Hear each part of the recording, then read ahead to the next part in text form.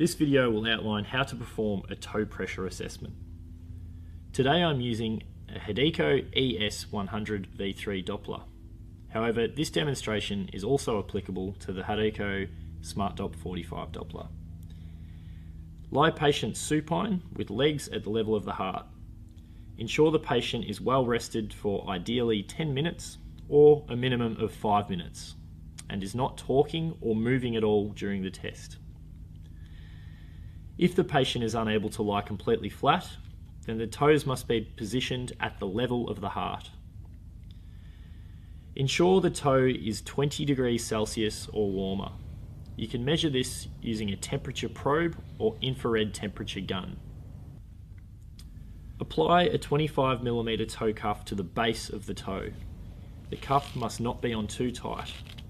It should be in contact with the skin, yet still be able to freely move around the toe. If the cuff is applied too tight, this may occlude the arteries and affect results. Apply the PPG probe to the distal aspect of the toe fat pad using either a Hideko spring clip or paper tape such as micropore.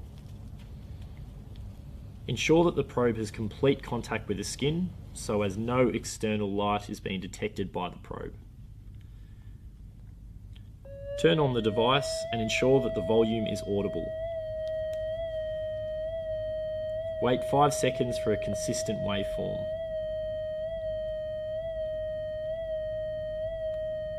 Carefully inflate the cuff, ensuring not to burst the bladder. Do so by performing half squeezes of the pump until around 200mm of mercury is reached. Wait a few seconds for the signal on the screen to flatline. Begin to deflate the cuff at a rate of no more than 3mm of mercury per second. Focus on both the Doppler screen and the pressure reading on the sphygmomanometer for an obvious visual return of the waveform. You will also notice a significant change in sound frequency when blood flow has returned. Take note of the pressure measurement on the sphygmomanometer when you notice the Doppler first show a return of the waveform signal. In this case, the first obvious signal has returned at 125mm of mercury. Due to possible fluctuations in toe pressures, it is important to test a second time.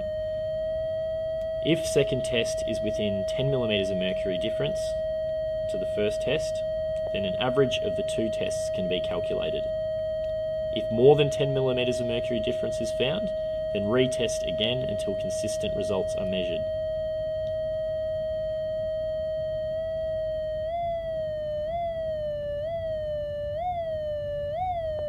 A measurement of 119mm of mercury was obtained, which is within 10 units difference, therefore an average of 122mm of mercury is recorded. Absolute toe pressures are used to help determine healing potential for foot wounds. A toe pressure of above 70mm of mercury indicates that the foot wound will likely have adequate blood supply to heal. On average, the general population will have a toe pressure of 100mm of mercury or higher. Although it is much less common to have calcification of the digital arteries compared to the dorsalis pedis and posterior tibial arteries, it still can occur. This can cause falsely elevated results. If you suspect digital artery calcification to be a factor, then further testing or imaging should be conducted.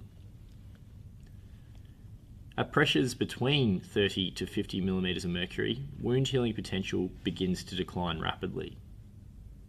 For pressures of 30mm of mercury or less, there is a very high chance that a wound will not heal without revascularization intervention. The toe brachial index is a measurement that can be used to screen for peripheral arterial disease. It can be calculated by dividing the toe pressure by the brachial pressure. A TBI above 0.75 indicates that peripheral arterial disease is unlikely, unless calcification of the digital artery has occurred. A TBI below 0.75 suggests that some degree of peripheral arterial disease is likely.